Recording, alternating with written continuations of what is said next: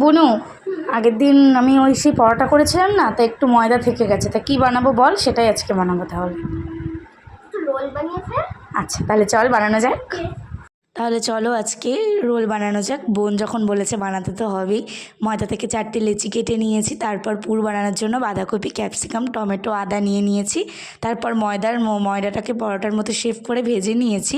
এবার পুরটা বানানোর জন্য প্রথমে আদা কুচি আর টমেটো কুচি দিয়ে ভালোভাবে আমাদের একটু লবণ দিয়ে আর হলুদ দিয়ে ভালোভাবে একটু নাড়াচাড়া করে নিতে হবে। তারপরে দিতে হবে হলো ধনে জিরের একটা জলে মিশিয়ে আমি দিয়ে দিয়েছি।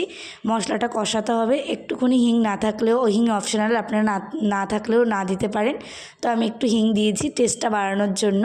তারপর আমি যেহেতু বাঁধাকপিটা সেদ্ধ করিনি, তাই বাঁধাকপি আর ক্যাপসিকাম দিয়ে অল্প অল্প জল দিয়ে লো মিডিয়াম ফ্লেমে আমরা ভালোভাবে কষিয়ে নেব।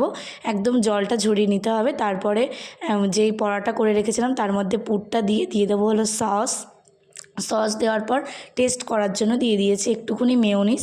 তারপর দেবো হলো শসা আর দিয়ে দেবো হলো একটু বাদাম দিয়ে পরে রোলের মতো শেপ দিয়ে পরিবেশন করুন গরম গরম।